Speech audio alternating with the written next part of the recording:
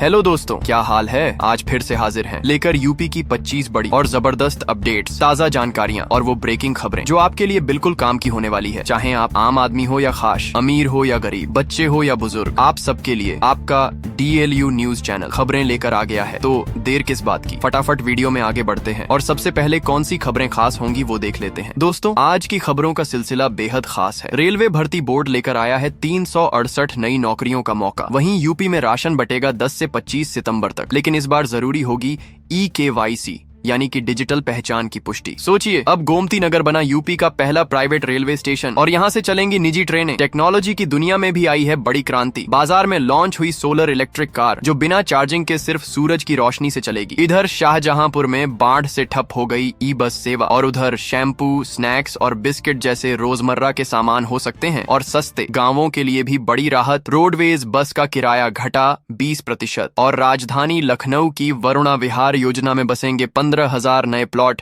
जहां 3 लाख लोगों को मिलेगा रहने का मौका। तो दोस्तों, ऐसे ही पूरी 25 खबरों को विस्तार से देखेंगे, लेकिन वीडियो में आगे बढ़ने से पहले अगर अभी तक आपने इस वीडियो को लाइक और चैनल को सब्सक्राइब नहीं किया है तो अभी करें और इसके साथ ही कौन सी खबर आपके जिले या राज्य से जुड़ी थी ये हमें कमेंट में जरूर बताइए। तो चलिए शुरू करते हैं पहली खबर से। रेलवे भर्ती बोर्ड ने बड़ा नोटिफिकेशन जारी किया है। सेक्शन कंट्रोलर के 368 पदों पर भर्ती निकली है। इस पद पर सैलरी 44,900 रुपए तक हो सकती है। आवेदन प्रक्रिया पूरी तरह ऑनलाइन रखी गई है। रेलवे का दावा है कि चयन पारदर्शी और निष्पक्ष होगा। यह अवसर युवाओं के लिए बेहद खास माना जा रहा है। चलिए अब बढ़ते हैं अगली खबर की ओर। उत्तर प्रदेश में राशन वितरण की तारीख तय हो गई है। 10 से 25 सितंबर तक राशन बांटा जाएगा। इस बार लाभार्थियों को eKYC यानी कि डिजिटल सत्यापन कराना जरूरी है। सरकार का कहना है कि इससे फर्जीवाड़ा रोका जा सकेगा। लाखों परिवार इस योजना से जुड़े हुए हैं, यानी गरीब और जरूरतमंदों के लिए यह राहत की बड़ी खबर है। अब रुक करते हैं रेलवे की ओर। गोमती नगर बना उत्तर प्रदेश का पहला प्राइवेट रेलवे स्टेशन। अब यहाँ से निजी ट्रेनें भी चलाई जाएंगी। यात्रियों को बेहतर सुविधा देने के लिए यह बड़ा कदम उठाया गया है। स्टेशन का रख रखाव प्राइवेट कंपनी करेगी।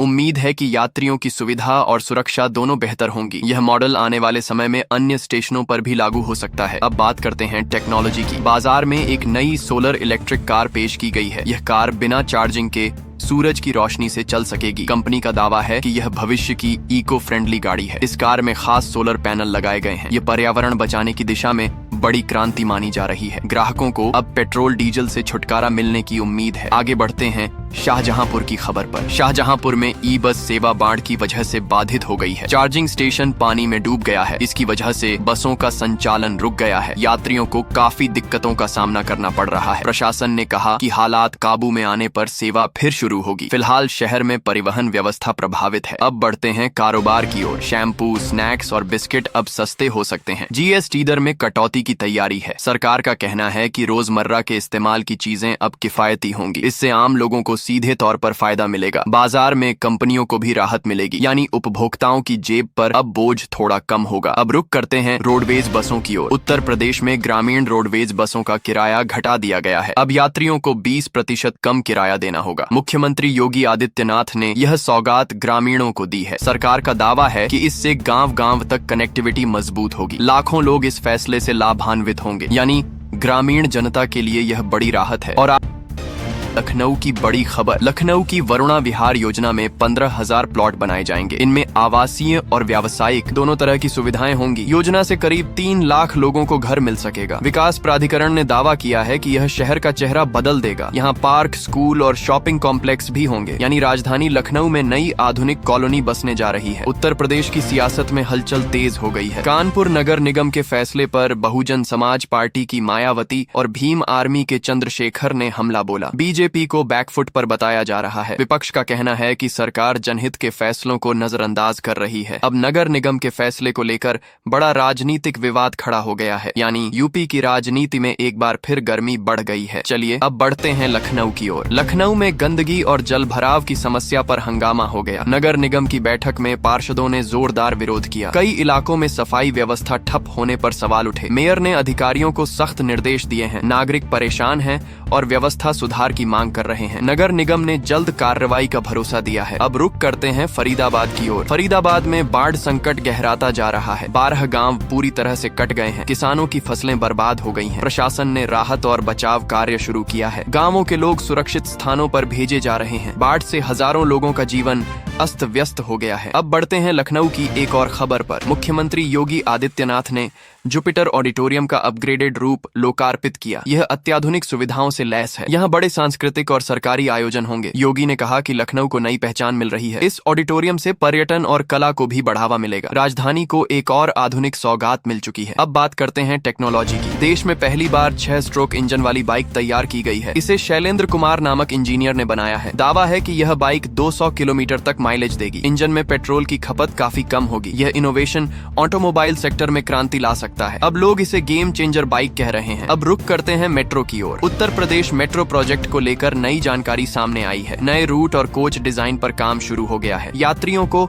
और आरामदायक यात्रा सुविधा देने की तैयारी है। मेट्रो कॉरिडोर के विस्तार से लाखों लोगों को फायदा होगा। विशेषज्ञों का कहना है कि यह विकास की दिशा में बड़ा कदम है। सरकार इसे समय पर पूरा करने का दावा कर रही है। आगे बढ़ते हैं किसानों से जुड़ी बड़ी खबर पर। प्रधानमंत्री किसान सम्मान निधि योजना की 21वीं किस्त दिवाली पर जारी होगी। किसानों को इस बार डबल गिफ्ट मिलने वाला है। एक तरफ जीएसटी में राहत, दूसरी तरफ किस्त का पैसा। सरकार का दावा है कि करोड़ों किसानों के खाते में सीधे रकम भेजी जाएगी। किसान खुश हैं और इस फैसले का स्वागत कर रहे हैं। ये दिवाली किसानों के लिए और भी खास बन गई है। और आगे में रुक करते हैं पटना की ओर। पटना में शराब बनाने वाले ठिकाने पर पुलिस ने छापा मारा। कार्रवाई के दौरान भीड़ ने पुलिस पर हमला कर दिया। इस घटना में 4 पुलिसकर्मी घायल हो गए। मौके पर भारी संख्या में फोर्स तैनात की गई। पुलिस का कहना है कि अवैध शराब माफियाओं पर कार्रवाई जारी रहेगी। प्रशासन ने दोषियों पर सख्त कार्रवाई का आश्वासन दिया है। लखनऊ से एक बड़ी खबर सामने आई है। योगी सरकार ने सड़क सुरक्षा को लेकर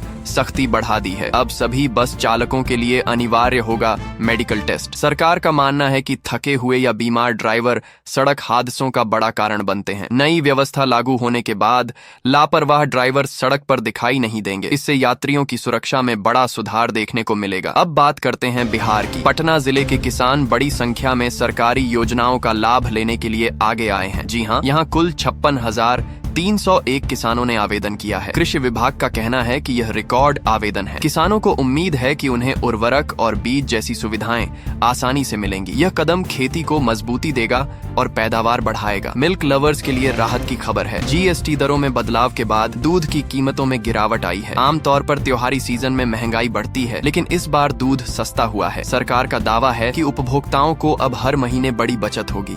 साथ ही डेयरी इंडस्ट्री को भी बढ़ावा मिलेगा। लोगों की थाली में अब सस्ता दूध और उससे बने उत्पाद उपलब्ध होंगे। गोंडा से चौंकाने वाला नजारा सामने आया। मुफ्त डीजल लेने के लिए भारी भीड़ पेट्रोल पंप पर उमड़ पड़ी। अफरा तफरी का आलम ऐसा कि कई लोग लाइन तोड़कर आगे बढ़ गए। पंप मालिकों को हालात संभालने में काफी मुश्किल आई। पुलिस को भीड़ को नियंत्रित करने के लिए मौके पर बुलाना पड़ा। यह पूरा मामला सोशल मीडिया पर तेजी से वायरल हो गया। बिहार के गया जी एयरपोर्ट से एक अहम अपडेट है। अब यहाँ से सप्ताह में 2 बार अंतर्राष्ट्रीय उड़ानें चलाई जाएंगी। नीतीश सरकार ने यह फैसला राज्य को वैश्विक स्तर से जोड़ने के लिए लिया है। इससे न सिर्फ टूरिज्म को बढ़ावा मिलेगा, बल्कि व्यापारिक गतिविधियां भी तेज होंगी। विदेश जाने वाले यात्रियों को अब पटना या दिल्ली पर निर्भर नहीं रहना पड़ेगा। ये कदम बिहार की उड़ान सेवाओं में बड़ा बदलाव साबित होगा। कानपुर विकास प्राधिकरण ने नया तोहफा दिया है। अर्रा बिंगवान एक्सटेंशन योजना में प्लॉट बिक्री की शुरुआत हो चुकी है। दर तय की गई है 28,700 रुपए प्रति वर्ग मीटर। इस योजना में लोगों को बेहतरीन लोकेशन और आधुनिक सुविधाओं से लैस आवासीय विकल्प मिलेंगे। विशेषज्ञों का मानना है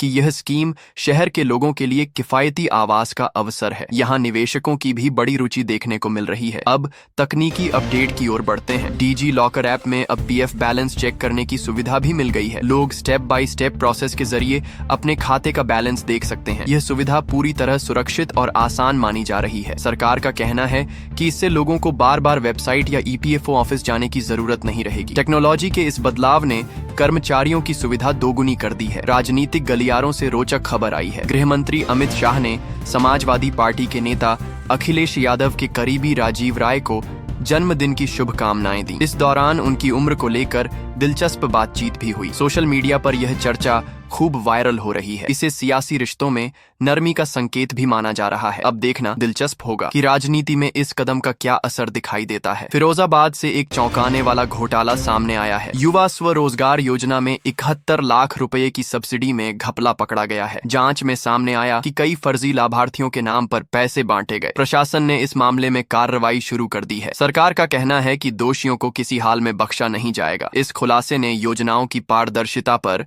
सवाल खड़े कर दिए हैं। तो दोस्तों, ये थी आज की कुछ महत्वपूर्ण खबरें और जानकारियां जो आपके लिए बेहद उपयोगी साबित हो सकती हैं। ऐसी जानकारी आपको शायद और कहीं एक साथ न मिल सके, इसलिए रोज की ताजा खबरों के लिए हमारे चैनल को सब्सक्राइब जरूर करें और वीडियो को लाइक नहीं किया तो लाइक करें। साथ में अपने जिले का नाम कमेंट में लिखें ताकि आपके जिले से जुड़ी हर जानकारी आप तक पहुंच सके। धन्यवाद। जय हिंद, जय भारत।